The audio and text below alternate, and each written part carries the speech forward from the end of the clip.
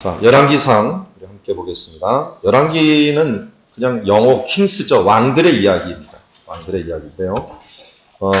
특별히 다윗 왕에서 솔로몬으로 이어지는 왕들의 이야기인데 여기가 다윗 성이에요. 다윗 성 굉장히 조그맣죠. 그런데 이제 성이 이렇게 확장이 된 거예요. 솔로몬 때 확장이 되고 히스기야 때 더 크게 이렇게 확장이 된 거죠. 확장이 된 거예요. 그래서 네 분야로 주로 나누는데 이렇게 다윗성, 성전상, 윗성, 골고다 이 지역을 나누고요. 골짜기는 기드론 골짜기, 그리고 중앙 골짜기, 흰놈의 골짜기. 여러분 지도 뒷면에 이게 나와 있죠? 나눠드린 지도 뒷면에 이 부분을 나눌 때 그렇게 보시는 거예요. 자, 이 밑에 다윗성, 그리고 성전, 마가의 다락방, 골고다 지역들로 네 지역으로 나눈다. 골짜기 이름도 나와 있으니까 보시고요. 이때 이제 다윗 이야기가 나오는데 다윗이 나이가 들어갖고 이불을 덮어도 따뜻하지 아니한지라 라고 얘기합니다. 그래서 젊은 여인, 이 당시에는 난로 같은 여인이 필요했던 것 같아요. 그래서 수냄 여인 아비삭을 얻어서 왕께 데려와서 몸을 따뜻하게 하는 일들을, 수종드는 일을 했죠. 이렇게 약해지다 보니까 왕위가 누구에게 이어지느냐라는 문제가 커졌어요. 우리가 잘 아는 것처럼 아도니아가 네 번째 아들인데도 불구하고 왕이 계승자였습니다. 왜 그럴까요? 앞에 있는 세 명의 아들이 죽은 거예요. 첫 번째 아들은 어떻게 죽었어요? 첫 번째 아들이 누구죠? 암논이었죠. 암논. 누구한테 죽었습니까? 압살롬한테 죽었어요. 근데 두 번째 아들이 엘리압이라고 하는 아들이 있었어요. 이 사람이 아비가일이죠. 아비가일의 아들이죠. 그래서 등장을 안 해요. 그 다음부터는. 아마 젊어서 죽었을 것으로 대부분 추정을 해요. 그 다음 언급이 없는 걸 보면. 그 다음 아들이 누구예요? 압살롬이에요. 근데 압살롬은 또 전쟁하다 죽었어요. 그 다음 아들이 아도니아죠. 아도니아. 아도니아가 또 못 낳느냐? 잘났어요. 그리고 아버지한테 꾸중 한 번 안 들을 정도로 모범적인 사람이었기 때문에 그를 모든 신하들, 특별히 누가 밀어줬냐면 군대 실권자인 요압이 밀어줘요. 거기다가 아비아달이라는 대제사장도 밀어줘요. 누구만 안 밀어줬느냐? 선지자만 안 밀어줬어요. 나단 선지자. 그리고 사독이라는 대제사장이 또 있었는데 이 사람도 안 밀어주고 또 왕이 친위대 계열들이 밀어주질 않아요. 왜 안 밀어줄까요? 다윗이 한 말이 있기 때문이죠. 다윗이 나단 선지자를 통해서 또 밧세바를 통해서 말하기를 솔로몬이 왕이 될 것이라는 것을 이야기했기 때문에 순서상은 아도니아지만 그러나 다윗의 말을 존중하면 솔로몬이 돼야 된다라고 생각하는데 두 개의 이제 이 분파가 갈리게 되는 거죠. 근데 선수를 누가 치냐면 아도니아가 치는데 어디서 치냐면 이 앞에 본 에너로겔이라는 거 여기 보이죠? 여기가 N이라고 들은 건 셈이에요. 로겔의 셈이라는 뜻인데요. 이 셈은 이때 이후로 한 번도 언급되질 않아요. 아마도 셈은 셈이지만 물이 조금 나왔던 셈이고 그 뒤에 뭐 지진이라는 뭐 때문에 없어져 버린 셈입니다.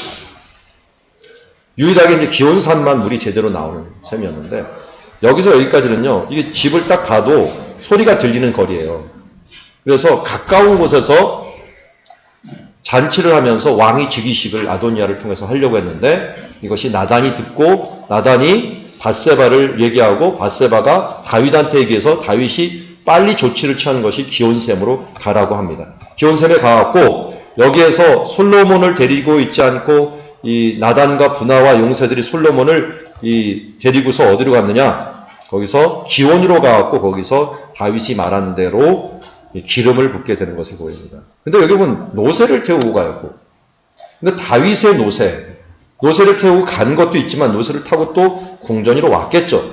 이 노새가 다윗 왕의 노새이기 때문에 이것을 통해 사람들이 뭐라 하냐면 다윗을 대신해서 왕이 되었구나 하는 것을 아는 표시였어요. 그럼 이게 굉장히 중요한데요. 예수님도 노새를 탔죠.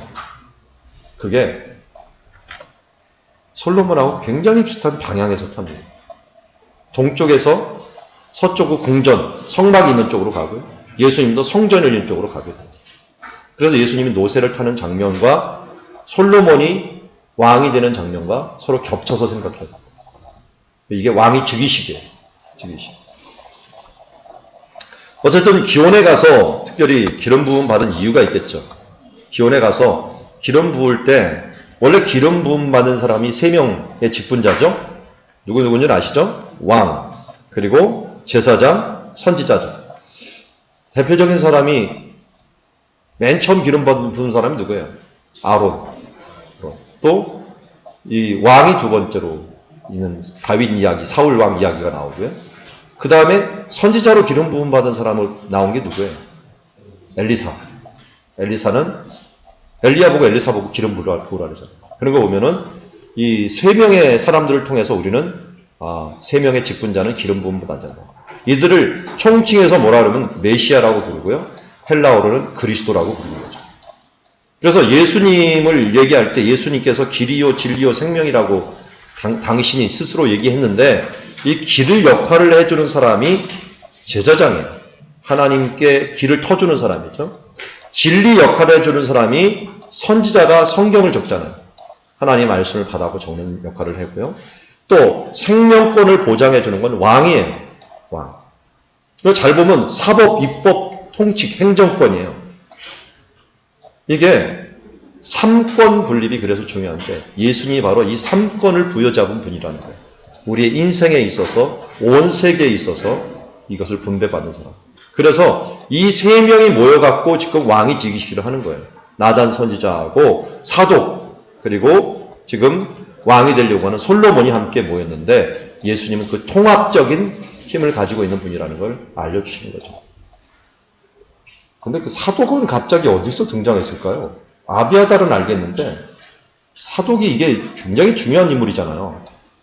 신약에서는 이 사람 따라서 사두개라는 말이 나와요.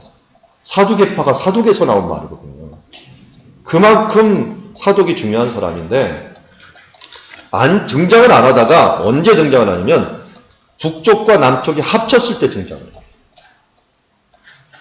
남쪽에 있는 사람은 아비아달이 다윗과 같이 다녔던 제사장인데 사독이 합쳤을 때 갑자기 등장을 해갖고 사독은 어디를 맡냐면은 기브온산당을 맡고요. 다윗성은 아비아달을 맡아요. 서로 두 개를 맡는데 근데 두 사람도 모두 제사장이라고 하면 대제사장격인 지위를 갖고 있는 걸 보면은 추정을 하기로는 이렇게 추정을 할 수 있을 거예요. 사독은 북쪽의 제사장이었을 것이다. 북쪽에. 남쪽의 제사장은 아비아달이 하고 북쪽은 사독이 했는데 통일왕국이 돼버리니까 제사장이 2명이 돼버립니다. 그런데 2명 중에 알력이 있었겠죠. 아비아달은 아도니아를 밀었고 사독은 솔로몬을 밀었고 솔로몬 정권 잡으면서 아비아달은 배제가 돼버립니다. 그럼 아비아달의 계열의 제사장 중에 유명한 선지자가 한 명 있어요. 예레미야예요. 물려간 사람 중에. 자, 나귀와 기온샘, 기름 부음을 받는 사건들 아까 말씀을 드렸고 예수님이 그래서 이렇게 오시는 장면이 바로 이 장면과 겹친다라는 걸 알고 있고요. 다윗이 죽으면서 부탁한 사람은 3명이죠. 요압, 그냥 두지 마라. 바르실레, 대접해라. 시므이, 자기를 저주했다가 이 평화를 위해서 용서했지만 그냥 두지는 마라. 해갖고 이 부분들을 솔로몬이 잘 다스리는 것을 보게 됩니다. 특별히 이건 무엇 때문에 이 일들이 그렇게 돼요? 요압은 원래 죽이려고 하지는 않았죠. 아도니아 사건 때문이었죠. 아도니아가 누구를 요구했어요? 예, 아비삭 여인을 요구합니다. 어디 여인이에요? 수넴 여인이죠. 근데 수넴을 현재 지명으로 뭐라 하냐면 술람이라고 불러요. 술람. 그러면 10중 8구 이 여인은 술람미 여인일 가능성이 있어요. 아비삭이. 원래 왕이 죽으면요. 그 왕이 가지고 있던 모든 재산뿐만 아니라 여인들까지 다 받게 됩니다. 근데 아비삭은 동침도 하지 않았어요. 그렇기 때문에 솔로몬이 받아서 자기 여인으로 얻게 되는 거예요. 근데 그 왕이 가지는 이거를 갖다가 헤렘이라고 부르는데요. 이 헤렘 중에서 누군가 하나를 딱 빼서 가지면은 왕권을 침범하는 거예요. 그래서 압살롬이 그래서 후궁들하고 잔 거예요. 왕권을 내가 얻었다라는 것을 통해서 얘기하려고. 근데 여기에서도 마찬가지예요. 지금 아도니아가 아비삭을 요구한 건 헤렘을 요구한 거예요. 뭐하고 똑같냐면 아간이 하나님의 물건을 훔친 거나 마찬가지. 그럼 어떻게 돼버려요? 아간이 하나님의 것에 속해 있는 사람이 되버려요. 아도니아도 똑같은 지금 케이스가 되버려요. 솔로몬이 바로 해람 쪽으로 취급을 해서 그를 죽입니다. 그리고 그를 따랐던 요압도 뿔을 잡았지만 결국 이것으로 인하여 그를 쳐버리는 것을 보게 됩니다. 아비아달은 쫓아버리고 그래서 정권이 어느 정도 안정이 되었을 때 그 다음 솔로몬이 한 일이 무엇입니까? 저기 기본 산당 보이죠? 여기가 다윗성이고요. 여기가 기본 산당이에요. 그러면 지도에서도 예루살렘에서 기본 그리고 제법 떨어져 있죠. 10km는 떨어져 있는 것 같아요.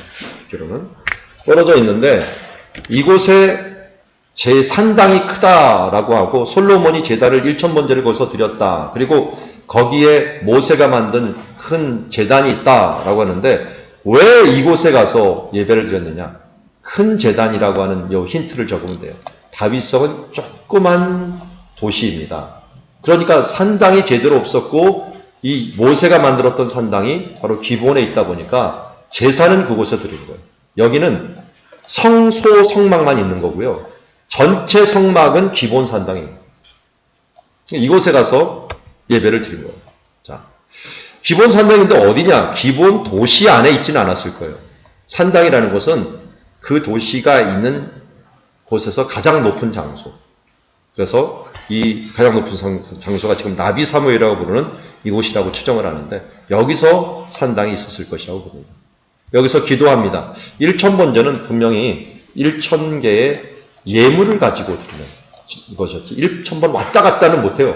왔다 갔다 하다 국정을 하나도 못하게 해요. 그러니까 왔다 갔다는 못하고 또 1000일을 머물 수도 없잖아요. 그러니까 한꺼번에 많이 드리는 제사를 의미할 것입니다. 어쨌든 이곳에서 꿈에 나타나갖고 무엇을 줄꼬 라고 할 때 무엇을 달라고 했습니까? 열왕기상 3장 9절에 보니까 같이 읽어볼까요? 시작!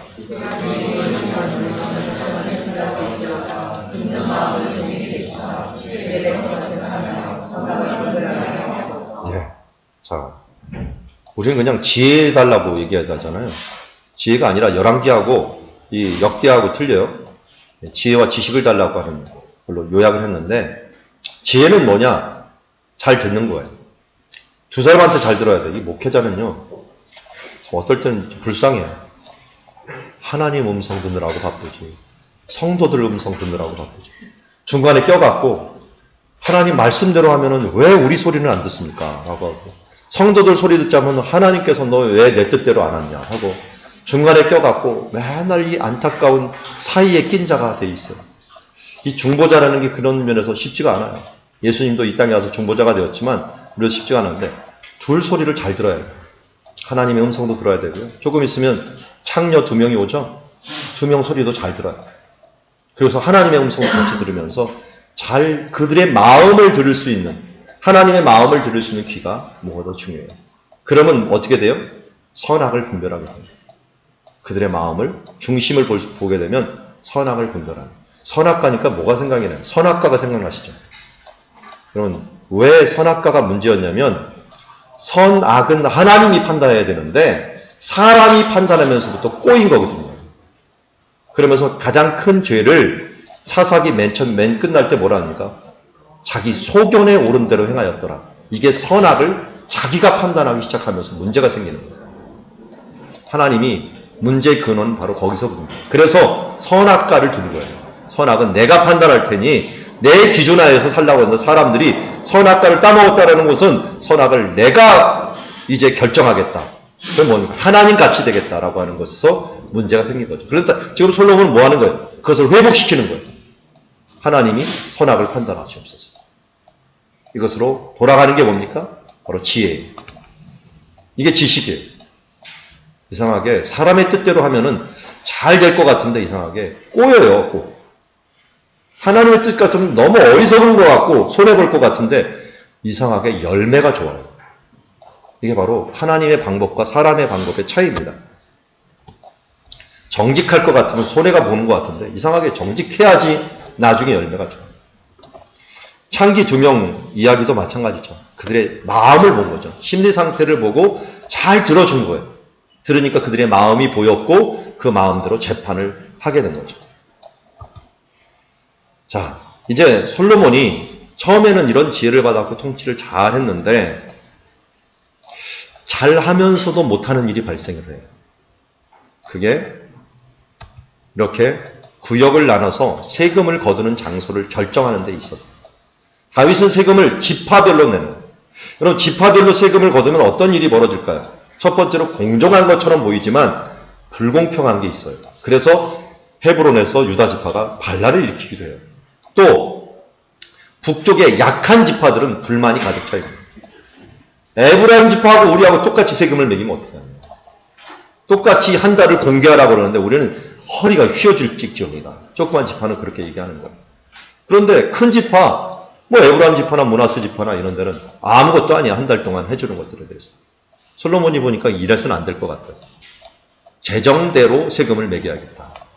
그래서 이 솔로몬이 그 공개하는 일들, 이 공무원들에게 이제 돈을 주는 거니까 한번 세금을 매기는 거죠. 매기는데 먼저 세겜 주변에, 그 다음에 베세메스 쪽에, 그리고 이게 세 번째 보니까 소고와 헤벨 땅이라고 했고요. 네 번째 보니까 나밧 돌이 있는 지역이고요.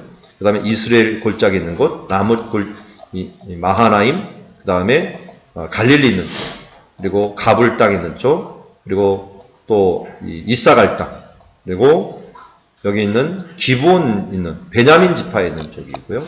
또 마지막으로 아모리 족속 헤스본이 있는 지역, 이것을 세금을 매기게 됩니다. 그래서 돈이 많이 나오는 지역 중심으로 균등하게 내버렸어요. 좋은 정책입니까? 나쁜 정책입니까? 여기까지는 굉장히 좋은 정책이에요. 근데 한 가지가 굉장히 찜찜해 보여요. 이게 나라를 나누게 되는 결정적인 역할을 합니다. 자, 지도를 한번 보세요. 뭐가 문제죠? 딱 보니까 뭐가 문제예요? 어디에서 하나 안 거두죠, 지금? 유다에서 안 거둬요, 유다에서. 특별히 헤브론에서. 헤브론 이건 좋은 땅이고 돈 많이 나오는 땅이에요. 그런데 여기서 안 거둬. 왜 안 거둘까요? 걱정이 된 거예요. 다윗 때 한번 반란이 일어나니까 이번엔 대접을 해준 거예요. 근데 이게 그의 아들 때에 가서는 왜 너희 지파에서는 돈을 안 거두고 우리한테만 거두냐. 세금 문제가 분열의 씨앗이 될 줄 누가 알겠어요. 공평해야 돼요. 뭐든지. 참 쉽지가 않죠. 공평하다는 것도 쉽지가 않아요. 지금 사람들이 20년 전, 30년 전보다 행복할까요? 30년보다 행복한 모습은 안 보여요. 더 자살률은 높아지고 더 사람들이 불만이 많아요. 왜 그럴까요? 상대적인 빈곤감이에요. 저도 보면요. 제 어렸을 때 제가 아주 힘든 무당 동네에 살았어요. 제가. 안양시지 아니었죠. 안양은 비산리라고 하는 곳 살았는데 이 비산리라고 하는 곳은 골짜기 동네에 무당집이 너무 많았어요. 저희 아버님이 개척했을 때 다 주변에 다 무당집이었어요. 그때 주변에 살던 사람들 지금도 기억을 해요. 같이 살았으니까 초등학교도 같이 다니고. 근데요. 지금 지나고 한 3, 40년 지나고 나서 보니까 차이가 엄청나게 나요. 그때 공부 잘했던 사람 뭐 의사가 되고 막 사업가가 되고 돈을 많이 버는 사람들 나가는 반면에 여전히 찌들리면서 살아가는 사람들이 있고 차이가 엄청나게 벌어졌어요. 그때 행복하게 살던 사람들하고 지금 그 사람들을 모아놓으면 아마 상대적인 이 빈곤감 때문에 더 행복 지수가 더 떨어지게 돼요. 우리나라가 그런 케이스가 되는데요. 솔로몬 시대가 그렇게 돼요. 비교가 되면서 상대적인 빈곤감이 일어나면서 박탈감 때문에 더욱더 문제가 더 커지게 된 것을 보게 됩니다. 자, 이런 좀 좋으면서도 좀 안 좋은 부분이 있는 반면에 또 솔로몬이 이제 드디어 성전을 짓는 과정에서 일어난 일들을 보게 됩니다. 잘한 점과 못한 점을 같이 있어요. 그러면 5장 1절에 보면 히람 왕의 도움을 받습니다. 히람 왕의 도움을 받는데 도움을 받는 건 괜찮아요. 다윗도 도움을 받았으니까요.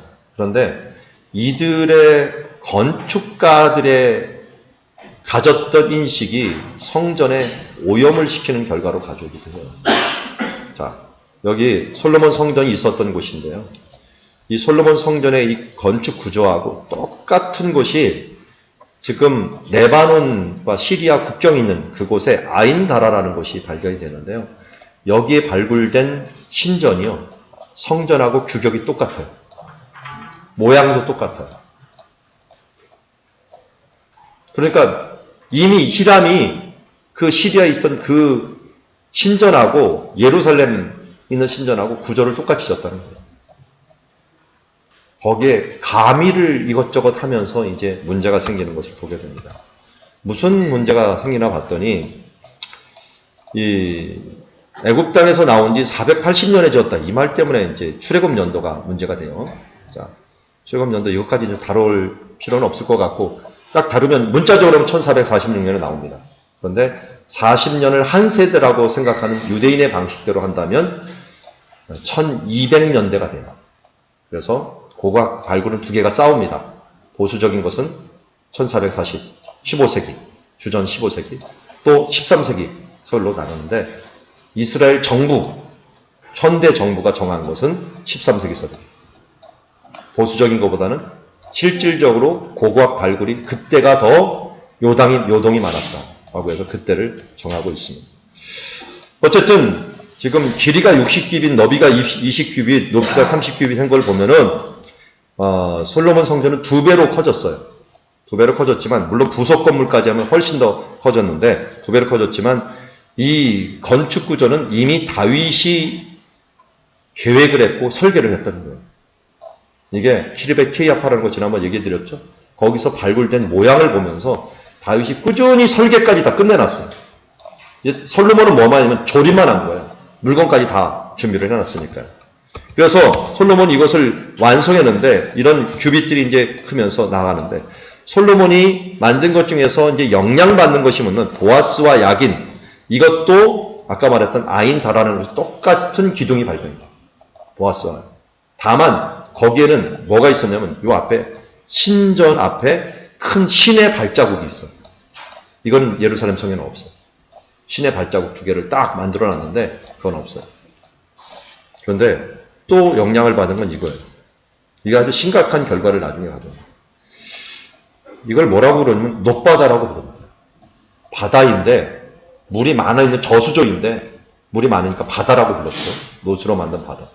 근데 그걸 갖다 소가 이거를 둘러싸고 앉아 있는데 이 소가 노수를 만들었지만 반짝반짝거려서 황금 모양으로도 보여요. 이게 나중에 무슨 영향을 주겠습니까? 금송아지를 만드는 영향을 줘요. 근데 이게 왜 이 사람들이 얘기했냐면 고대 근동 사람들은 소 위에 신이 임한다고 생각했어요. 그래서 바알신이라든지 엘신 같은 경우는 모든 신들을 만들 때 소를 먼저 만들고 그 위에다 신을 올려놓습니다. 그러다 보니까 신이 임하는 장소라고는 이미지가 많았는데 이런 이미지를 이 주로의 건축자들이 같이 집어넣게 되는 것을 보여요. 그래서 원래 우상을 만들지 말라 그랬는데 자연스럽게 이런 게 우상이 돼버리는 결과를 가져오게 되는 것을 보게 됩니다. 이런 것들은 아주 사소한 건데요. 사소한 게 심각한 문제로 발전하게 될 때는 뭔가 죄가 틈탈 때는 이게 작은 것들도 심각한 문제로 바뀌게 되는 것을 보게 됩니다. 세금 문제도 그렇고요. 이런 것들도 그렇고요. 그래서 여러분 평안할 때요.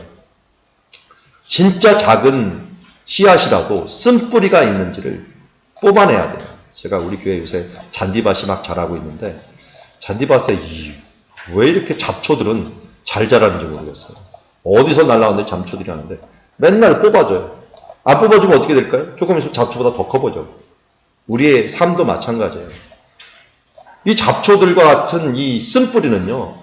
어떻게든지 들어와서 우리를 막 잡아갖고 어떻게든지 커가는지 빨리 캐내야 돼요. 뿌리부터 캐내버려야 돼요. 그래서 그런 목회자 되면서 자기 점검을 정말 잘해놔야 돼요. 상담학을 듣는 이유는 다른 사람 상담하기 위한 게 아니라 자기 상담하기 위함이에요. 상담하면서 제가 다 듣는 얘기로는 자기 치유가 제일 먼저예요. 우리 여기서 상담학 가르치죠? 한두 과목 배우잖아요? 성경적인 상담학. 그리고 이관직구 신학도 저도 배웠는데 그런 분들이 가르칠 거예요. 근데 그런 분들한테 배우면서 뭐부터 했냐면 자기 문제부터 빨리 캐내야 돼요. 쓴뿌리가 꼭 있어요. 근데 사탄이 결정적일 때 그걸 사용을 해요. 과거의 이 상처를 가지고 어떻게든 뒤집어 버립니다. 그래서 아까 얘기했잖아요. 그런 상처는 인정을 해버려야 된다. 숨기고 있으면 사탄이 이용을 해버립니다.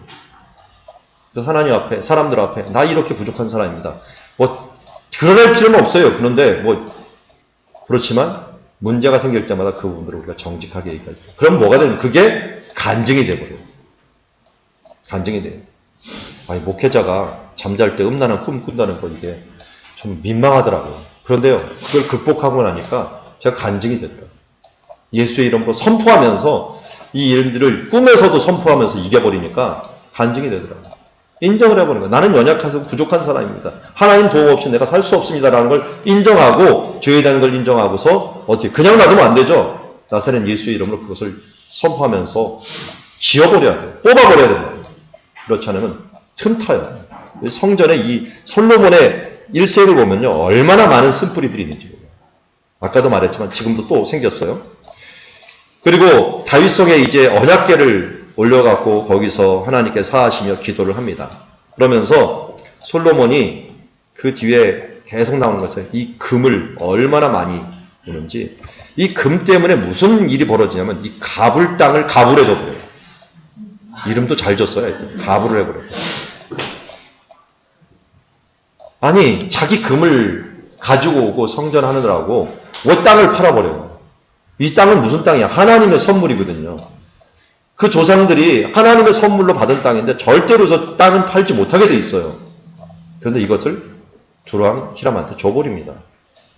물론 히람이 이거 보더니 진짜 쓸모없는 땅이다 해갖고 다시 돌려줍니까? 나중에 돌려주기도 하지만, 그러나 어쨌든 이 땅 때문에 솔로몬이 그 모습, 그의 마음을 알게 됩니다.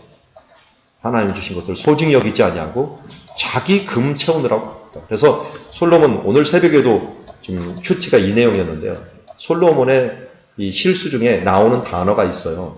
그 단어가 10장 1절에 명성이라는 단어하고요. 또 재산이라는 단어하고요.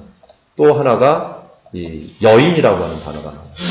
여기 꼭 보냐면 육신의 정욕, 안목의 정욕, 이생의 잔하고 똑같은 일들을 추구하게 돼요. 가만히 놔두면요, 우리는 솔로몬처럼 돼버려요. 풍요롭다 보면 이 정욕에 빠지게 되는 거죠. 그래서 그가 또 뭘 만들었냐면, 지금 표시가 좀 안 맞는데, 하솔이라는 곳과요, 무깃도라는 곳과 그리고 게셀이라는 곳에 병거성을 만듭니다. 자기가 전쟁을 못하니까요, 군비를 갖다가 팽창을 시켜갖고 말을 많이 두어갖고 그가 강력한 나라를 이루는 모습을 보여주려고 합니다. 근데 이 병거를 많이 두라는 것은 신명기에서 두지 말라고 했던 일 중에 하나예요. 말을 많이 두지 말라. 그 다윗도 말을 두지 않았어요. 어떻게 했어요? 말을 뺐으면 뒷 발꿈치를 끊어버렸어요. 힘줄을 끊어갖고 더 이상 구실을 못하게 만들어버리면서 말을 안 뒀어요. 그런데 솔로몬은 말을 많이 두었어요. 말을 많이 두면 무슨 일이 벌어지는지 아십니까? 말이 많아지는 게 아니라 말을 많이 두면 군인들이 많이 필요해요. 특별히 직업 군인들이 필요해요. 이 말은 그냥 다룰 수가 없는 거예요. 그냥 모이는 군인이 아니라 원래부터 훈련된 군인이 그거 타면서 화살을 쏴야 돼요. 그럼 한 사람은 몰고 한 사람은 화살을 쏴야 되는데, 이걸 하려면 직업군이 필요하면 직업군인은 세금을 걷어갖고 병거성을 만들어야 되죠. 직업군을 둬야 되죠. 또 말을 둬야죠. 그래서 세금이 엄청나게 들어가는 거예요. 다윗이, 이 솔로몬이 아무리 돈을 벌어도요, 이 직업군인 세금 바치느라고 허리가 휘는 거예요. 그러니까 주변 사람들이 들어오는 건 많은데 나가는 게 더 많은 거예요. 쪼들리면서 불평하는 결과들이 일어나게 됩니다. 참 재미난 것은 하솔과 무깃도와 게셀에 발굴을 해보니까요, 똑같은 성문이 발견이 돼요. 다른 데서는 발견이 안 되는 솔로몬 게이트라고 하는 성문이 발견이 됩니다. 이 솔로몬 게이트는 특징이 뭔지 아십니까? 문이 3개. 문이 3개라는 건 뭘 뜻하냐면, 방이 들어올 때 방이 좌우에 하나가 있어요. 그리고 또 문이 하나 있으면 또 좌우에 문이 하나가 있어요. 또 문이 있으면 좌우에 문이 있어요. 이 좌우에 방이 6개라는 뜻이에요. 근데 이 방은 뭐 하는 방이냐? 세금 거두는 방이에요. 지나가면서 3중으로 세금을 거두는 거예요. 다른 때는 방이 4개면 됐는데 솔로몬 때는 6개예요. 물론 튼튼하게 만드는 것도 있지만 세금을 많이 거둔다는 의미도 있어요. 그러면서 결국 이 세금 문제가 계속적으로 문제가 되어 왔다는 것을 우리가 알 수가 있어요. 또 여인을 사랑했다고 하죠. 여인들을 사랑하면서 문제가 생겨도 하나님께서 여인을 사랑하는 게 여인 사랑하는 게 문제가 아니라 여인들이 데리고 온 신들을 대접해주고 그 신전에 나이가 들면서 힘이 빠지니까 여인들이 이 솔로몬을 데리고 신전을 자꾸만 방문하면서 사람들이 그것을 보면서 우상 숭배의 길을 열어주는 길잡이가 되거든요. 예루살렘 성전에서 예배드리다 말고 솔로몬이 성전에 들어가는 걸 이 신전에 들어가는 걸 보면서 우리도 한번 가보자. 그리고 같이 가면서 또 혼합신앙으로 빠져버려요. 그러니까 하나님께서 이 부분에 대해서 진노해갖고 주변에 누구를 일으킵니까? 적군을 일으켜요. 아람에는 이 하닷 에솔의 어떻게 보면 폐잔병과 같은 사람을 갑자기 일으켜고 르손을 일으키고 또 에브라임 산지에는 여로보암을 일으키고 또 에돔 지역에서는 이 하닷이라고 하는 아주 어린아이가 이 강력한 그의 라이벌이 되어가고 나타나는 그런 결과를 가져오면서 사방에서 적을 통해서 이런 그러니까 우리가 문제가 일어날 때는 정치적인 문제가 아니라 우리 믿는 사람들은 먼저 뭘 생각해요? 믿음에 대한 문제를 먼저 점검을 해야 돼요. 죄를 지니까 하나님께서 그들의 가시를 만들어 결국 치게 되는 것을 보게 됩니다. 아까 말씀드렸을 때 세 개의 도시의 특징이 있다 그랬죠? 여기 보십시오. 이 문이 있고 방이 좌우에 3개, 여기도 3개. 여기도 이게 나와요. 방이 하나, 둘, 3개가 있어요. 여기가 좌우에 들어오는 게, 여기 이제 하수구까지 만들어 놓고요. 이 솔로몬 게이트의 특징이에요. 이게 하솔, 무기또, 게셋. 여기가 다 어디냐면 해변길. 해변길 따라서 병거성을 만들어 놓고, 군사력도 가졌지만 또 뭐도 만들었느냐? 여기에서 무기무역도 합니다. 이 무기무역이 나중에 어떻게 됩니까? 자기의 올무가 되어버려요. 갑자기 무기무역을 개족했던 곳에 르손이라는 사람이 등장을 해갖고, 그 무기 갖고 자기를 대적하는 사람이 돼요. 무기무역이 참 위험한 거죠. 그렇지만 솔로몬이 부를 계속 누릴 수 있었던 것은 이 홍해부터 시작한 그 무역 때문이에요. 무역. 오빌의 금을 가져오는데요. 오빌의 금을 이렇게 가져오면서 특별히 오빌의 금을 가져오는 이 무역 통로에서 통상무역에 서로 겹치는 사람이 있었는데 그 사람이 스바 여왕이에요. 스바의 여왕이 겹쳐갖고 이 솔로몬과 부딪힐 수 있었지만 이걸 잘 협력하기 위해서 찾아오게 됩니다. 그래서 스바 여왕이 찾아왔다가 솔로몬과 오랜 기간에 함께 있었고 그 명성을 듣고 갑니다. 근데 이 뒷이야기가 있어요. 스바 여왕과 솔로몬이 잤다. 그럼 잔 걸 끝났느냐? 자손이 태어났다. 그 자손이 에티오피아 왕가가 되었다. 그래서 기독교가 전파됐을 때 솔로몬의 후예였던 이 에티오피아 왕가에서 기독교를 아주 쉽게 받아들일 수 있었다 하는 이야기가 지금도 에티오피아에서 내려옵니다. 그리고 콥틱 종교라고 하는 콥틱 종교회라고 하는 이 에티오피아 콥틱 종교는 이것을 철저하게 믿고 지금도 골고다 언덕, 골고다 교회 오른편 문에 들어가면 까만 피부의 사람들, 에티오피아 정교회 사람들이 앉아 있는데 거기 오른쪽 그림에 보면은 솔로몬과 스바가 만나는 장면을 그려놨어요. 우리 선조가 이런 사람이다. 해갖고 서로 연결을 시켜놓는 부분들을 봅니다. 믿든지 말든지 그건 모르겠는데 어쨌든 이 사건을 갖고 지금까지도 연결시키고 있는 모습을 보게 됩니다. 그만큼 이 오빌의 금과 스바 여왕의 이 길, 무역이 만나는 지점이었고 여기에 결정적으로 역할을 했던 사람들 중에 하나가 바로 베니게, 두로 사람들의 배 문명이 역할을 했습니다. 스바 여왕이 여호와의 이름으로 말미암아 솔로몬의 명성을 듣고 이렇게 쫓아온 거죠. 먼 곳에서. 그러니까 스바는 굉장히 먼 지금 예멘 지역 가까운 곳에서 찾아온 먼 여왕입니다. 솔로몬의 이제 몰락 원인이 여러 가지가 있어요. 과도한 건축도 있고요. 그리고 병거성도 있고요. 과도한 세금도 있고요. 사치 생활도 있고요. 그리고 아까 말했지만 이생의 자랑, 안목의 정욕, 육신의 정욕, 특별히 여인들과 관계된 많은 여인들을 사랑했다라고 하면서 그게 정략 결혼이 되다 보니까 여인들이 가져온 종교를 인정을 하다 보니까 그 인정이 바로 우상숭배로 이루어지게 되었고요. 이것이 결국 하나님께서 나라를 분열시키는 결과로 가져오게 된 것을 보게 됩니다. 솔로몬이 또 바로의 딸 외 이방의 여인과 많이 결혼했는데요.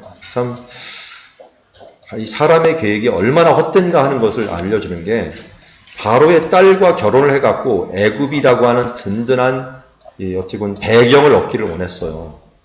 그런데요, 결혼하고 얼마 있다가 무슨 일이 벌어졌느냐? 애굽의 정변이 일어납니다. 여기 멸망산이라는 곳에 바로 딸을 위해서 또 궁전도 신전도 지어주고요. 여기 암몬 사람, 모압 사람 이런 사람들을 위해서 지어줍니다. 솔로몬 아들 중에 왕이 된 사람이 르호보암이죠. 르호보암의 어머니가 어느 나라 사람이에요?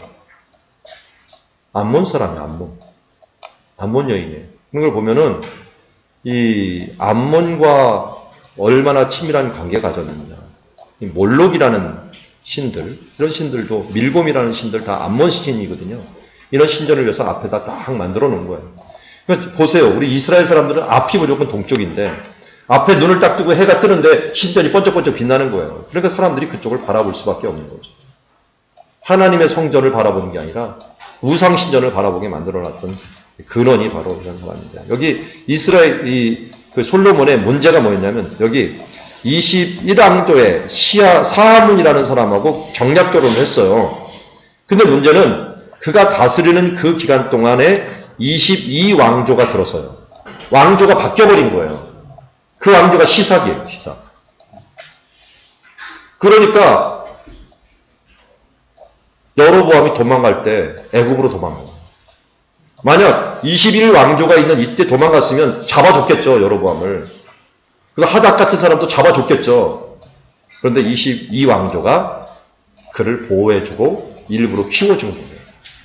왜요? 솔로몬을 나중에 그 나라를 집어삼키기 위해서 적군을 삼긴 거예요. 그러니까 얼마나 인간의 노력이 헛된가. 이 정략결혼이 굉장히 위험한 거예요. 왜냐하면 누군가 한 명이 왕자가 되고 다스릴 거 아니에요. 그러면 누군가 한 명의 공주의 아들일 텐데, 그러면 그 다음 공주들은 어떻게 되는 거예요? 이 사람들은 누가 왕자가 되면 그 다음부터 소외가 돼버리는 거예요. 그리고 이상하게요. 한 번 신전을 또 만들어 놓으면 없앨 수가 없어요. 청와대에 지금 불상이 있죠. 박정희 정권 때 들어갔어요. 한동안 말이 있었어요. 김영삼 대통령 때 없앴다. 근데 나중에 보니까 있어요, 없어요? 지금도 있어요, 없어요? 있어요. 이거 종교적인 문제가 있는 거 아닙니까? 빨리 빼내야 되는 거 아니에요? 왜 종교적인 문제가 있는 불상이 거기 들어가 있습니까? 그럼 우리도 십자가 세워야 되는 거 아니에요? 그런데도 불상을 못 빼내요. 빼냈다가는 불교계하고 엄청난 문제가 생깁니다. 그럼 솔로몬의 이 신전이요, 이스라엘이 멸망할 때까지 계속됩니다. 언제 없애냐면, 언제 없애죠? 요시야 왕 때 없어요, 요시야 왕 때 왜 없앨 수 있었느냐? 일단 젊었어요. 물불 안 가렸어요. 그런데다가 또 없앨 수 있었던 이유가, 히스기야 때도 못 없었어요, 사실은. 왜 없앨 수 있었느냐? 주변 나라가 다 망해버렸어요. 암몬, 모압, 밑에 주변에 있는 나라들이 다 망했기 때문에 없애도 별 외교적인 문제가 되지 않았어요. 근데요, 그 전까지는 외교적인 문제가 되기 때문에 못 없앴어요. 여러분, 이슬람들이 들어와고 신전을 사원을 세우죠? 이거 없앴다간 큰일 납니다. 오기 전에 조심해야죠. 온 다음에 없애봤자 못 없앱니다. 외교적인 문제가 되기 때문에. 솔로몬도 그런 아주 결정적이고 치명적이고 후대에 안 좋은 영향은 솔로몬이 다 줘버렸어요. 왜? 인간적인 지혜로 뭔가 처리하려고 했는데 이 부작용이 그렇게 심했던 거예요. 정략결혼도 결국 실패하게 된 거죠. 하나님이 아주 얼마나 헛된 것인가 하는 것들을 보여줬고 차라리 시삭이 솔로몬 이후에 쳐들어오게 된 것을 보게 됩니다. 자, 이런 도로들이 있는데 도로들은 이제 배우셨죠? 나라가 이제 드디어 분열이 되게 되었습니다. 솔로몬 이후에 분열이 되었는데 딱 솔로몬이 죽자마자 바로 이 시삭이 놔주죠. 누구를요? 여로보암을 딱 놔줍니다. 그래서 분열 정책을 딱 씁니다. 위에는 10개 지파, 아래는 2개 지파만 갑니다. 좀 애매한 게 저 밑에 시몬 저표는 대체 어떻게, 시몬 지파가 여기 있는데 대체 어떻게 된 건가? 근데 이 당시에는 흐지부지 없어졌어요. 시몬 지파가 거의 존재감이 없어요. 그래도 어쨌든 북이스라엘 편에 속했고요. 또 재미난 것은 고고학 발굴이 북쪽 영향이 이쪽에도 발견이 돼요. 또 북쪽이 유다 빼고 이 밑에도 영향을 미친 것으로 봅니다. 그리고 나중에 이 엘리야가 이쪽으로 도망가잖아요. 도망가는 것을 보면 북쪽과 뭔가 관계가 있고 북쪽에 있었던 유적들이요. 이 남쪽에도 자꾸 발견이 되는 거예요. 그런 거 보면 유다는 고립이 된 거예요. 중간에. 그리고 주변에 있는 다른 이스라엘. 그래서 성경은 북이스라엘은 말 안 쓰잖아요. 그냥 이스라엘이라고 써요. 유다는 그냥 유다란 씁니다. 다행히 여기 지금 늑대라고 표현되어 있는데 너는 물었던 늑대다라고 표현한 야곱이 늑대라고 표현한 사람이 베냐민 지파죠. 그래서 베냐민 지파가 다윗 덕택에 다윗이 무비보셋이나 이런 사람을 품어주는 덕택에 그나마 남게 되었어요. 솔로몬 때문에 다 잃어버립니다. 수도를 어디로 삼느냐? 세겜이 가장 요소였어요. 그래서 여기서 이 세금 문제 때문에 결국 반역을 일으키기도 하고 세겜을 수도로 삼게 됩니다. 세겜에 수도 삼은 것인데 발고 제가 논문을 이제 세겜을 썼으니까 아는데요. 세겜에 수도를 삼았다는데 수도를 삼았다는 흔적이 거의 안 나와요. 짧게 있다 끝나요. 왜냐면 5년 내에 없어져 버려요. 이것 때문에 시삭이 쳐들어와요.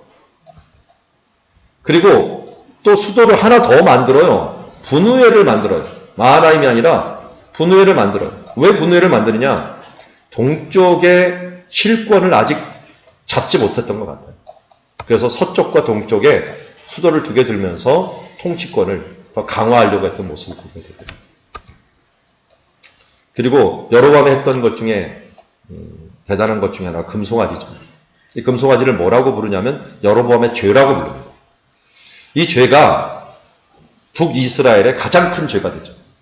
끝까지 없애지 못하는 죄. 이게 바로 여로보암의 죄. 왜 이 금송아지를 만들었는지를 우리가 알아야겠죠. 여기가 지금 단입니다. 단이라는 곳에 하나 만들었고요. 또 하나는 어디에 만들었습니까? 베델에 만들었죠. 그럼 지도 한번 보세요. 위에 단이죠. 그리고 이쪽에 베델이에요. 왜 만들었는지 아시겠죠? 북쪽 경계 하나, 남쪽 경계 하나. 남북 어디를 가서 예배를 드리든 여기서 예배하라는 거예요. 그런데 여기다 왜 하필이면 금송아지를 만들었느냐? 아까 말씀드렸죠. 솔로몬 성전에서 자주 보던 거예요. 그리고 근동에서 많이 보는 거예요. 신이 임하는 장소로 보는 거예요. 근데 아마 여로보암은 분명히 신이 그곳에 임하니까 여호와여 이곳에 임하시옵소서라고 하는 의미에서 만들었지만 사람들은 보이는 것을 의존해요. 우리 교단에서 좀 보수적이면서 좀 고집스럽다 싶을 정도로 아직도 허락하지 않는 게 있는데 강단에 십자가를 놓는 거예요. 뒤에 십자가 바탕하는 걸 원래 교단에서 허락하지 않았어요. 근데 우리 교단에서 이미 많이 하고 있죠. 그런데도 공식적으로 허락하지 않았어요. 왜? 금송아지가 될까 봐. 십자가가 꼭 주님이 그 위에 얹혀 있는 것처럼 보일까 봐 그러는 거예요. 이상하게 사람들은 보이는 것을 따라가요. 그래서 하나님께서 만들지 말라는 거예요. 보이지 않는 중심으로 하나님께 드리라는 것이에요. 근데 이 사람들이 여기다 만들어 놓고 또 섬기게 되는 것을 보게 됩니다. 선지자를 보내갖고 이것을 저주했는데도 그 선지자도 이 기운에 또 어떤 노 선지자에서 또 말려 들어가고 또 타락하는 모습을 보면서 이것이 얼마나 큰 타락인가 하는 것을 보게 됩니다. 근데 여기서 또 무슨 여로보암이 뭘 하냐면 이 금송아지를 딱 놓고서 자기 정권을 지키려고 한 거예요. 왜냐면 사람들이 다 예루살렘 가서 예배하려고 하니까. 이왕이면 예루살렘 가서 예배하려고 하니까. 딱 만드니까 누가 제일 먼저 반발을 할까요? 제사장들이에요. 그리고 레위인들이에요. 레위인들은 하나님의 율법을 계속 외우니까 예루살렘 성경 언약궤가 있는 곳에서 예배를 드려야 되잖아요. 근데 갑자기 금송아지를 세우니까 이건 잘못됐다. 반발을 하니까 그럼 아니면 말아라 하고서 제상을 싹 바꿔버린 거예요. 레위인들은 싹 빠져갖고 어디로 갔을까요? 예루살렘으로 가버렸어요. 유다 쪽으로 다 가버렸고 제사장과 레위인이 없어져 버렸어요. 이것은 여로보암의 아주 치명적인 실수였습니다. 그러면서 제사장들이 어용으로 바뀝니다. 또 뭘 기억하지 않냐면 하나님의 말씀을 기억하지 않아요. 대충 예식만 행하는 거지 말씀을 기억하지 않아요. 레위인들은 이 말씀을 기억하고 암송하고 그 다음 후대에 전하는 역할을 하는 사법권자이거든요. 사법권자가 없어진다는 건 법전이 없어져 버린 거예요. 법전이 왜곡돼 버린 거예요. 여러분 지금 법이 없어지면 어떻게 될까요? 그 법으로 판단을 해야 되는데 법이 없어져 버려요. 그래서요 북이스라엘의 멸망 뒤에 회복이 불가능하게 되었어요. 회복이 되려면 뭐가 되냐면 아무리 선지자가 나타나도요 회개를 시켰어요. 그럼 돌아와야 될 거 아니에요. 어디로 돌아가? 돌아갈 데가 없는 거예요. 말씀이 없으니까. 그러면 그래도 우리 총신의 가장 큰 희망은 뭐냐면 말씀 중심으로 설교한다는 거예요. 말씀 중심으로 어떻게든지 해야 돼요. 근데 이 말씀 중심으로 하면요 목회해보세요. 말씀 중심으로 하면은 부흥이 안 됩니다. 물론 끝까지 가면 부흥이 돼요. 그렇지만 당장 부흥되는 건요. 프로그램을 사용하고 뭔가 방법이 좀 쌈박해갖고 하고 뭐 은사가 있고 뭐 해야지 부흥이 돼요. 저 오늘의 교회 같은 데 보세요. 얼마나 쌈박한 게 많은지. 왕의 기도니 뭐 해갖고 막 예언도 하고 막 해야지. 오고 저 노순절처럼 막 기적도 일어나고 해야지 교회가 부흥이 돼요. 근데 우리처럼 말씀 오로지 했다가는 아마 엄청나게 힘들 겁니다. 제가 그렇습니까? 각오하셔야 돼요. 그런데요, 힘들고 지친 사람이 돌아오고자 하는데 돌아갈 데가 없으면 어떻게 될까요? 말씀이 있는 그곳이 진짜 돌아올 곳이거든요. 한 명이 됐든 두 명이 됐든 이게 마지막 보루가 있어야 된다는 거예요. 이게 말씀을 지키는 교회예요. 마지막 보루. 이게 없어지면 북이스라엘처럼 됩니다. 북이스라엘은 망한 다음에 못 돌아왔어요. 말씀이 없으니까. 유다는 어떻게 됐어요? 돌아왔어요. 왜? 말씀 지키는 사람이 있었어요. 사독 가문들이 말씀을 철저히 지키면서 그리고 이 에스라 같은 사람이 말씀을 집대성시킬 수 있었던 이유는 그들이 레위 지파요 또 제사장들이었기 때문에 말씀을 암송하고 있었기 때문에 집대성할 수가 있었어요. 그래서 희망이 있는 거예요. 여기 결국 여로보암의 죄가 얼마나 심각한 결과를 가져왔나. 또 명절도 변화시켜버려요. 명절도 언제로요? 한 달을 늦춰버려요. 우리 사이트 중에서 많이 떴던 사이트가 다음이죠, 다음. 다음이라는 말을 사람이 굉장히 좋아해요. 다음에 하지. 다음에 하지. 다음. 여기도 마찬가지야. 명절 지키려고 하는데 이왕이면 예루살렘 가지 그랬더니 아니야. 다음 달에 있어. 다음 달에 여기서 하면 돼. 그러면서 다음으로 하니까 사람들이 선호하면서 미루고 거기다가 마음대로 할 수 있고 소견에 오른 대로 할 수 있고 그러니까 북이스라엘이 타락하게 되는 모습을 보게 됩니다. 하나님이 가만두시지 않는다 그랬죠. 그래서 결국은 5년 뒤에 쳐들어옵니다. 쳐들어와서 게셀을 치고 기브온을 칩니다. 기브온에 쳐갖고 그 다음 어디로 가겠어요? 당연히 예루살렘 가겠죠. 알아서 르호보암이 항복을 합니다. 그래서 순간에 솔로몬이 모았던 모든 금을 싹 뺏어갑니다. 참 허무하죠? 일평생 모았던 것이 한순간에 날아간다. 금방 패고 은방 패고 뭐 필요 없습니다. 싹 가져가 버렸어요. 그러면 이스라엘은 어떻게 했을까요? 북이스라엘은. 여러분 같으면 어떻게 했어요? 이스라엘은 자기네 편이니까 이제 분열시켜놨으면 놔두면 될 거 아니에요.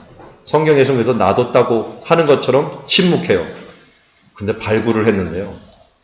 시삭의 비문이 발굴이, 좀 이따 보여드릴게요. 시삭의 비문이 발견됐는데 여기를 치고 나서 그 다음 세겜을 치고 주변을 돌아다니면서 다 쳐버린 거예요. 이렇게. 더 많은 지역을 쳤어요. 왜냐하면 예루살렘은 이게 재물이 모여 있는데 다른 데는 흩어져 있는 거예요. 돌아다니면서 다 쳐버린 거예요. 다 뺏은 거예요. 이게 바로 시삭의 정책이었어요. 분열 그리고 정복. 사탄이 지금 똑같이 정책을 써요. 가정도 분열 그리고 그들의 마음을 정복해버려요. 교회도 마찬가지요. 분열시키고 그 교회를 깨진 다음에 정복해버려요. 이게 바로 사탄의 정책인데 시삭이 똑같이 칩니다. 그래서 예수님의 제사장적인 기도, 요한복음 17장에 간절한 기도가 뭐예요? 제목이 하나 되게 하소서요. 하나 되게 하소서. 우리가 손해보는 일이 있더라도 아까 정치 얘기했지만 하나 되는데 초점을 맞춰요. 내가 손해보는 한이 있더라고. 제발 교회에서 물질 문제 나면은 그냥 손해보십시오. 하나 되지 못할 거면은 하나 되는데 최선의 것. 차라리 내가 빠져갖고 하나 될 수 있다면 내가 빠지십시오. 그게 교회를 유익한다면 내가 빠지는 게 낫습니다. 내가 손해보는 게 낫고요.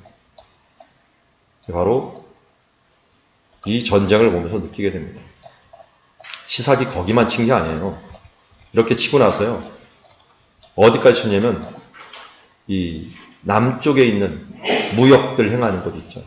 오빌의 금을 가져오는 이 남쪽 그 지역까지 다 쳐버립니다. 그래서 남쪽 도로, 해변길 다 치면서 이제는 이 이스라엘은 가난뱅이가 되어버렸어요. 무역권을 다 장악을 해버린 거예요. 돈 나오는 데가 없어져 버린 거예요. 정착지와 요새들 다 파악을 하면서. 자, 그 신전이 발견된 장소예요. 룩소라고 알려져 있는 카르낙 신전. 그곳에는 아주 아몬 신전이라고 대단한 신전이 지금 남아있습니다. 이게 이제 신왕조부터 시작해서 계속적으로 태양신을 섬겼던 신전인데요. 이 신전 한쪽에 호수가 있는 쪽에 가보면 이 부분이요. 이쪽 편에 가보면 이런 벽화가 있어요. 벽화가 이렇게 되어 있는데요. 시삭의 벽화. 시삭의 비문이 발견이 됐는데 이 시삭에 지금 잘 보면은 이 손에 잘 보이잖아요. 손에 줄을 다 달고 있어요. 이게 뭐냐면 다 줄에 달고 있는 이 사람들이 이제 포로들이에요. 이게 포로인데 포로가 아니라 도시 이름이에요. 그들을 이렇게 잡아왔다. 라고 하는 걸 표현하는 건데 여러분들 표시해 보면은 가사, 게셀, 아얄론, 베토론, 기브온 여기까지는 유다예요. 그 다음 마하나임, 사본, 다낙, 소고, 무깃도, 디르사, 숫곳 물론 세겜은 여기 깨진 데 있을 거예요. 분명히. 이런데 이런 지역은 다 뭐냐면 북이스라엘이에요. 북이스라엘. 그래서 시삭이 남쪽만 친 게 아니라 북쪽만 쳤다는 고고학 흔적이 발견이 됩니다. 둘 다 망합니다. 둘 다 망해요. 분열되면 저 사람만 망하는 건 아니라 나만 망하는 게 아니라 둘 다 망하는 거예요. 교회 깨트리지 마세요. 근데 정의를 위해서 깨트려야 되는 거 아닙니까? 라고 하는데 기도하세요. 그리고 조용히 나오시고 이상한 일이 있어요. 분명히 이 그룹이 정의로워갖고 분리했고 나왔는데요. 그 나온 그룹에 똑같은 문제가 생겨요. 또 분열돼. 또 쫓아내, 그 목사님은. 왜 그럴까? 참 의아해요. 분명히 이 그룹이 옳은데. 그래서 그 그룹 가운데서 기도하면서 눈물로 씨를 뿌리면서 어떻게든지 세워가야지. 또 분열되면 또 분열됩니다. 그래서 수도를 어디로 옮기느냐? 디르사로 옮겨요. 여로보암 때 디르사로 옮겨요. 디르사에 거주를 하게 되는데 이때 이제 북이스라엘 왕조하고 남유다 왕조가 이렇게 바뀌어요.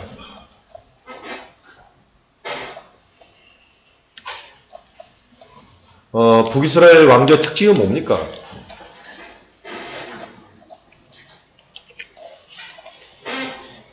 왕조가 계속 바뀌죠. 왕조가 4개나 바뀌어요. 지금 여기 열왕기 상인데도 그래요. 고담 아합 왕조를 이긴 왕조가 예후 왕조예요. 이 왕조가 제일 오래 가죠. 근데 남유다는 그래도 하나예요.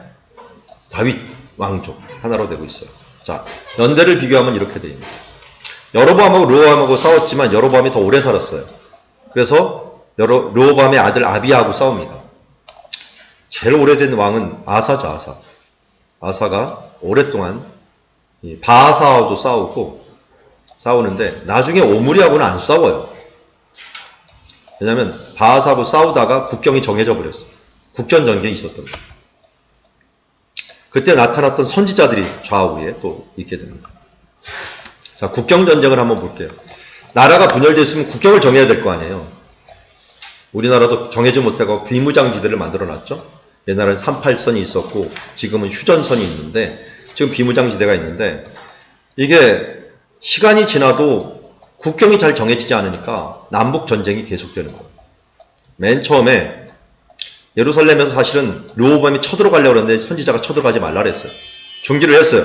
그런데 두 번째 르호보암의 아들 아비야가 전쟁을 합니다. 쳐들어가요. 왜냐면 여로보암하고 만나갖고 스마라임 산지에서 전투를 하는데 훨씬 불리했어요. 역대기에 보면 뭐라고 얘기하냐면 아비야는 40만이고 여로보암은 80만이에요. 2배 차이니까 안 돼요. 그런데 아비야가 멋있는 기도를 하죠. 소금 언약이라는 것을 얘기하면서 여기서 명분 싸움에서 이깁니다. 이기면 치면서 올라가고 베델까지 넘어가 버립니다. 그래서 위로 쳐가요. 그래서 국경전쟁 1차에서 아비야가 이겼어요. 근데 문제는 정해지지는 않았어요. 그냥 이긴 거예요. 2차 어떻게 하냐면 그의 아들 여로보암의 아들이 그럼 이 족장의 노릇은 안 되겠다. 그래서 깃부돈이라는 것을 칩니다. 블레셋 사람이 떡인데 이 우회에 갖고 들어가려는 거예요. 들어가려고 했는데 이걸 보고 있던 나답의 군대 장관 바아사가 이렇게 비겁한 방법으로 하느냐. 너희 아버지가 제대로 못한 것을 책임을 져라 해갖고 나답을 죽입니다. 그리고 자기가 왕이 되어서 이번에는 자기가 왕이 돼서 국경을 다시 이 여로보암 쪽을 치려고 하는데 이때 왕이 된 사람이 아사예요. 아사 때 누가 먼저 쳐들어오냐면 구스 사람 세라가 쳐들어옵니다. 여기를 스바다 골짜기에서 승리를 거둡니다. 아사가. 이때 멋있는 또 기도를 합니다. 사람이 하나님을 이기지 못하게 하옵소서. 약한 자와 강한 자 사이에서 도와줄 이가 하나님밖에 없사오니 하는 이런 기도를 하면서 멋진 기도로 사람들의 동기부여를 해갖고 승리를 거두게 됩니다. 그래서 이들을 쫓아내요. 그래갖고 이제 승승장구하고 있는데 웬걸요 너무 강한 적이 왔네요. 바아사가 완전히 전쟁을 준비를 제대로 하고서 라마에 와서 국경을 정하려고 합니다. 여러분 지도 보면 라마가 어디예요? 사거리예요, 사거리. 여기 딱 서면 어떻게 돼요? 동쪽 길, 서쪽 길 다 내줘야 돼요. 그래서 이 아사가 또 하나님을 의지해 전쟁하면 좋겠는데 이번엔 방법을 틀리게 줬어요. 북쪽에다가 조공을 들이고 다메섹 보고 쳐서 오라는 거예요. 북쪽에서 전쟁을 일으키면 어떻게 했어요? 할 수 없이 방어하기 위해서 간다는 거예요. 그 원리를 이용한 거예요. 그래서 하나님을 의지하지 않고 재물을 의지하고 전략을 의지하다가 결국 징계를 또 받았지만 어쨌든 아사가 이 기회에 무엇을 건축하면 게바와 믹마스라고 하는 성을 딱 세워버립니다. 이게 아주 중요한 결과를 가져오는데 국경을 정하게 되는 결과가 국경 게바와 성. 왜냐하면 라마를 건축하려고 물건까지 다 준비해 왔는데 이걸 흩어갖고 딱 정했는데 아사가 하나는 주고 하나는 가졌어요. 너는 이거 갖고 우리는 이거 갖자 해갖고 국경이 정해진 거예요. 다 가지려고 하면 싸움이 났을 거예요. 뭐는 주고 뭐는 받았느냐? 동쪽으로 가는 길은 너희 갖고 서쪽으로 가는 길은 우리가 가는 거예요. 여리고는 주고 베토로는 받은 거예요. 그래서 한쪽 주고 한쪽 받는 그 정책을 써갖고 국경이 결정이 됩니다.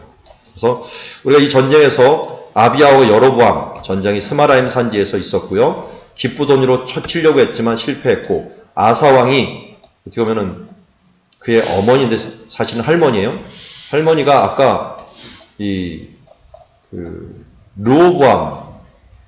르호보암의 어머니가 누구라 그랬어요? 르호보암의 어머니가 어디 사람이라고요? 네, 암몬 사람이랬죠. 암몬 사람이기 때문에 암몬 사람의 마아가가 아세라 가정한 신산이 있으면 그를 폐해버립니다. 폐해갖고 없애버리고 그러니까 이 종교적인 개혁을 일으킨 거죠. 그리고 또 아사가 마레사에서 전쟁에 왔을 때 이 멋있는 기도를 합니다. 여러분 1절 치고 굉장히 길죠. 근데 참 멋있는 기도예요. 우리 한번 읽어볼까요? 빨간색만 읽어보자. 시작. 여호와여 힘이 강한 자와 약한 자 사이에는 주밖에 도와줄 우리가 없사오니 우리 하나님 여호와여 우리를 도우소서. 우리가 주를 의지하며 주의 이름을 의탁하고 이 많은 무리를 추종하나이다. 여호와여 주는 우리 하나님이시오니 원하는데 사람이 주를 이기지 못하게 하옵소서. 몇 구절 인용해갖고요. 여러분 기도할 때 써먹으세요. 기도를 잘하려면은 성경에서 잘한 기도를 본받으면 돼요. 먼저 우리가 모방에서부터 배우잖아요. 멋있잖아요. 우리 하나님이 도우소서. 그리고 이 사람이 주를 이기지 못하게 없어서 또 앞에도 힘이 강한 자와 약한 자 사이는 주밖에 도와줄 리가 없습니다. 하나님을 감동시키고 사람들에게 감동시킬 수 있는 기도였죠.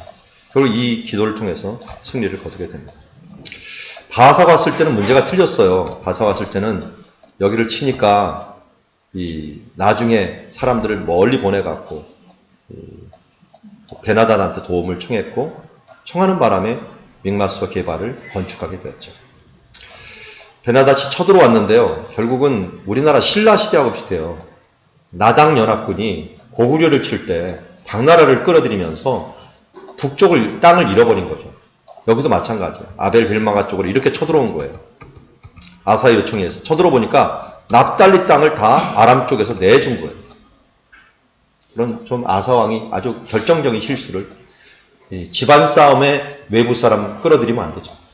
꼭 망해요. 그렇죠.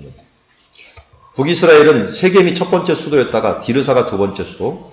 그 다음에 이제 이후에 누가 왕이 되냐면 오므리가 왕이 되면서 사마리아를 수도로 옵니다.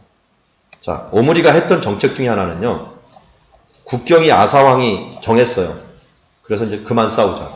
그래, 너 동쪽 줬으니까 우리 좋다. 서쪽은 니네 가져라. 하고서 그럼 그만 싸우고 어디에 집중하냐면 북쪽에 집중을 하죠. 왜냐면 아람이 쳐들어와 버렸죠. 근데 자기네 힘으로 안 될 것 같으니까 베니게하고 협력을 해요.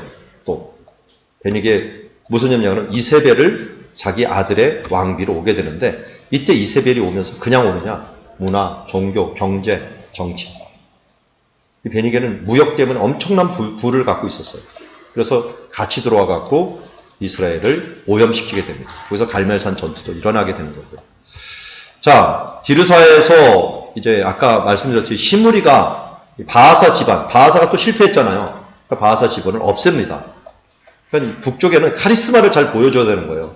근데 여로보암도 카리스마를 못 보여줬고 바하사도 못 보여줬고 계속 실패하니까 이제 또 다른 시므리가 있는데 시므리가 막 치려고 할 때 오므리가 군대 장관이 기쁘대로 싸우고 있다가 다시 들어가고 시므리를 쳐갖고 정권을 획득합니다.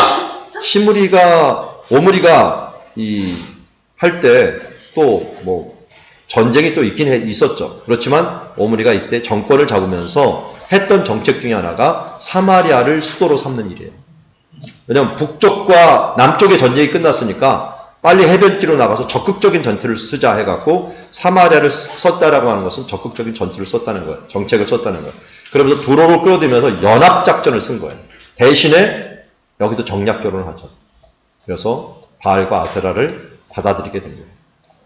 그러면서 하나님께서 어떻게 합니까? 이들을 징계하시죠. 타협하면서 풍요로움을 위해서 타협을 하니까 하나님께서 어떻게 하십니까? 엘리야를 통해 갖고 그들을 징계하시죠. 자, 그래갖고 그리시네가에 있다가 또 사르밧 과부에게 있다가 또 갈멜산에서 대결한 다음에 비구름이 있는데 이 비구름이 있은 다음에 이스라엘로 갔다가 이스라엘에서 또 이세벨이 죽이려고 하니까 어디로 갑니까? 저 멀리 브엘사바로 갑니다. 그래서 하루길 내려가갖고 어디로 갑니까? 이 로뎀나무 밑에 갔다가 로뎀나무에서 또 하나님 힘을 주셔갖고 호렙산으로 갑니다. 호렙산에서 사명을 받았고 어디로 와요? 엘리사를 부르러 옵니다. 거기 아벨 벳마가요. 아벨 모올라라는 곳이 아벨 모올라에서 엘리사를 부릅니다. 여기까지가 엘리야 사역인데 또 열왕기 하에서 가면은 이제 불을 내리는 사건과 또 승천하는 장면이 나오게 됩니다. 승천하죠. 이건 열왕기 하로 넘어가기 때문에 안 보고요. 자, 디셉이라는 곳을 제가 사진 찍어 왔어요. 디셉을 제가 방문했는데 진짜 시골이에요. 아주 시골 촌구석에서 한 인물이 나온 거예요. 거기다가 사람들이 별로 안 쳐주는 길르앗 쪽이에요. 길르앗.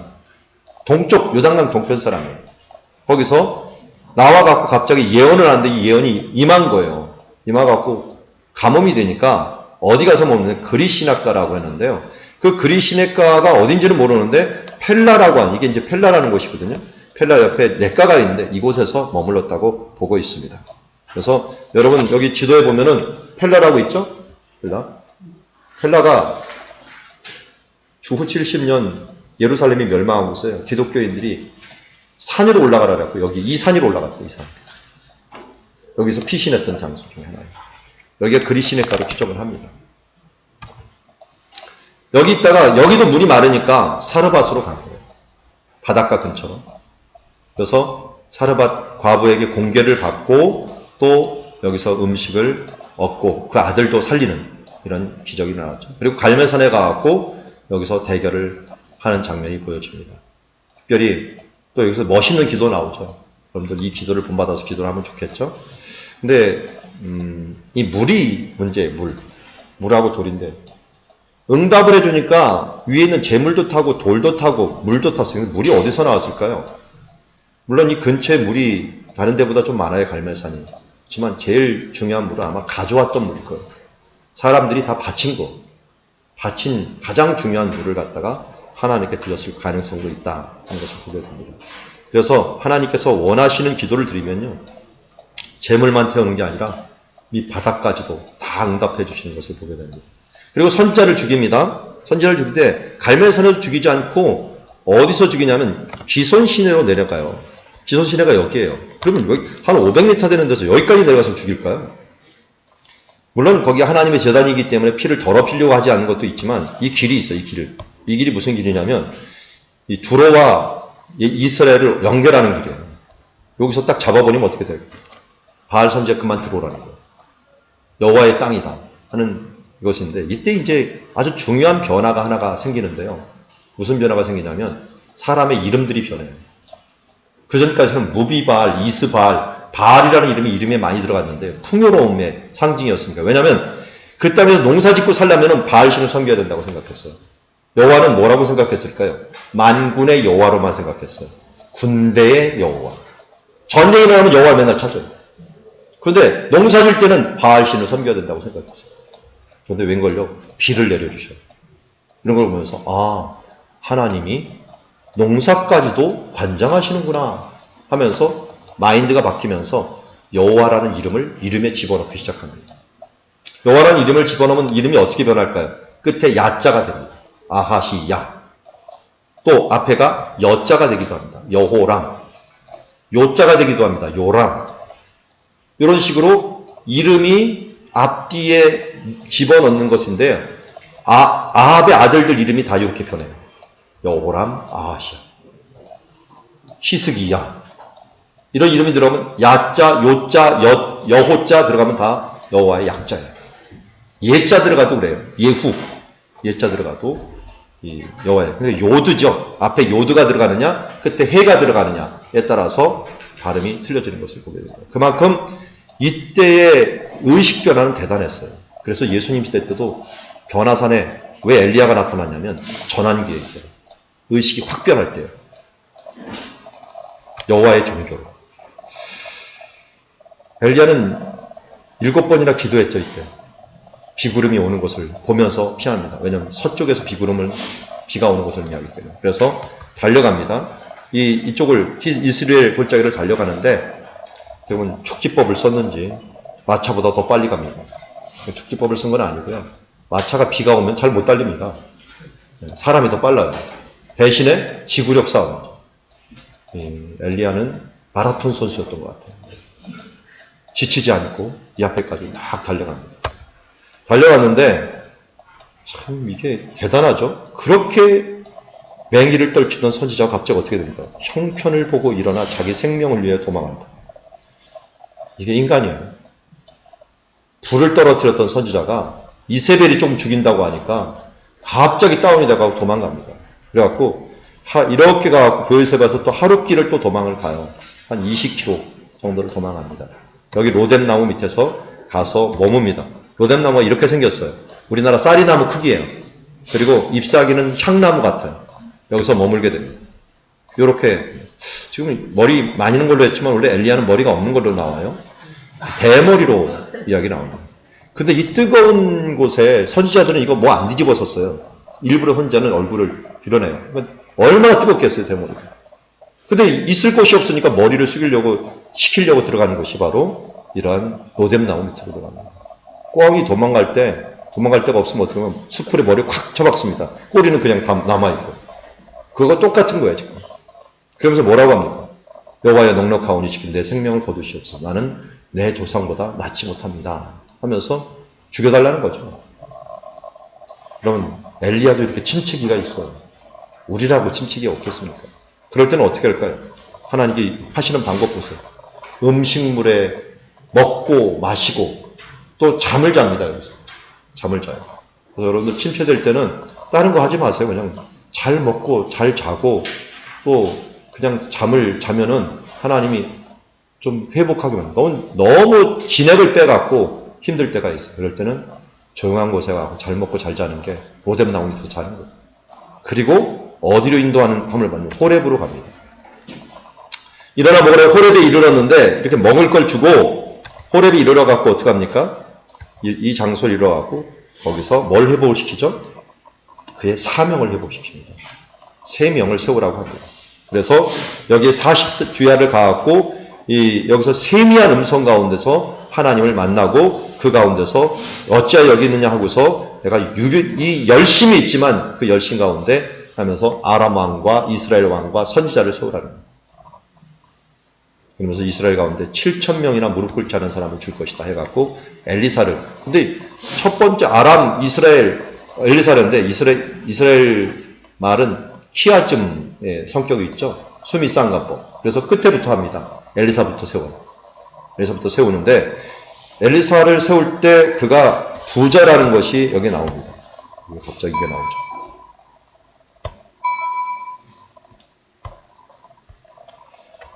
자, 그가 이 소 기구를 이렇게 많이 갖고 있는 걸 보면은 큰 부자라는 걸 알 수 있습니다. 그래서 엘리사를 부르는 장면을 한번 보죠. 여기까지는 봤고요. 엘리사를 불어갖고 일어난 장면 중에서 또 뭐가 있냐면 아합이 이때 범죄하는 장면이 또 나와요.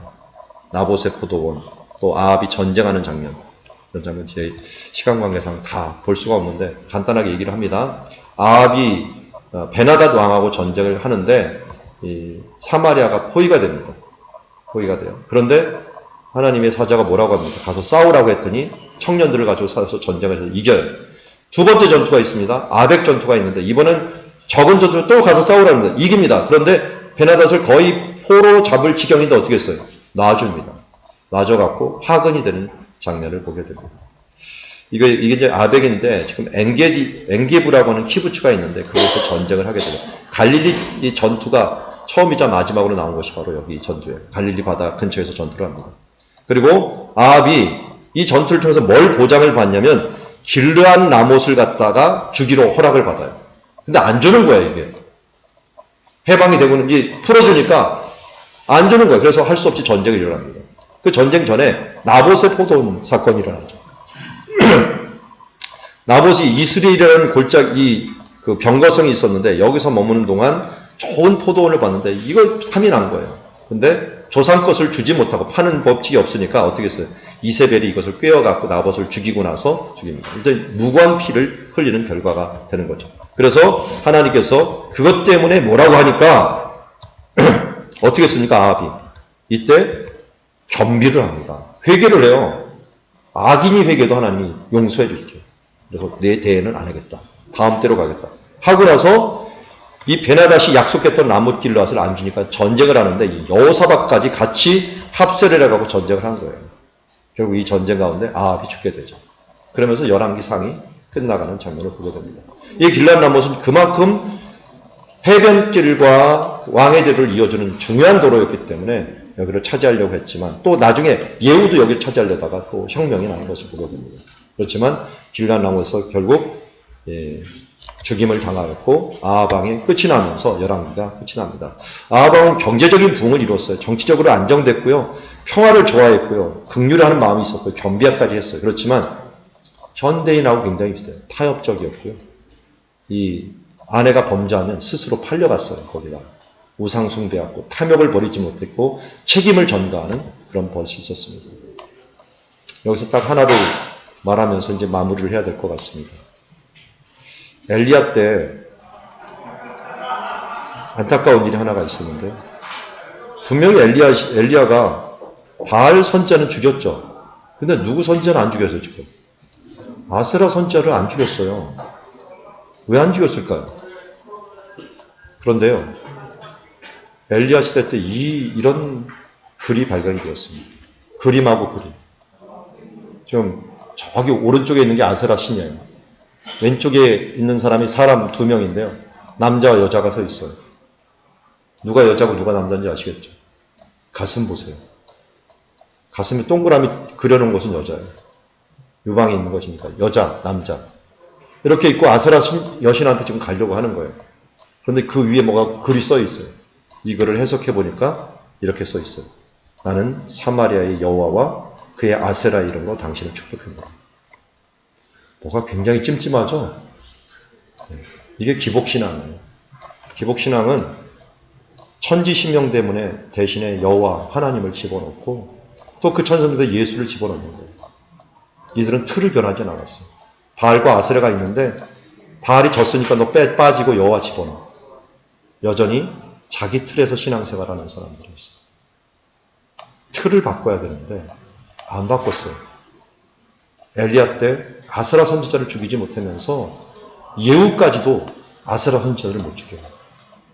그러면서 그대로 그 틀이 남아있으면서 이스라엘의 온전한 회복으로 말씀의 회복으로 여호와의 종교로 들어오지 못하는 것을 보게 됩니다. 현대 우리가 기복신앙 가운데 물들어 있는 모습이 바로 이러한 안타까운 모습과 비슷하지 않은가를 한번 돌아보면서 북이스라엘 아합의 그 영향을 받은 사람들이 지금도 득세하고 있는 것처럼 우리가 이 타협신앙을 특별히 조심해야 된다. 그래서 보게 됩니다. 기도하겠습니다.